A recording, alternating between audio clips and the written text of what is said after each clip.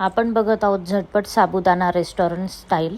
2 वाट्या साबुदाणा घेतला आहे मोठ्या। एका पॅनमध्ये तेल टाकलं आहे 2 चमचे, त्याच्यात 2 चमचे शेंगदाण्याचा जाड कूट टाकून घेतलेला आहे।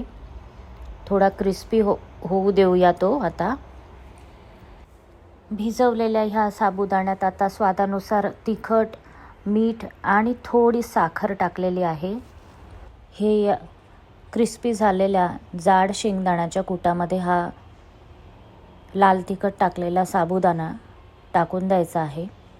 छान परतवून घ्यायचं आहे, त्याला शिजू द्यायचं आहे जरा 2-3 मिनिट। छान त्याला लाल रंग येतो।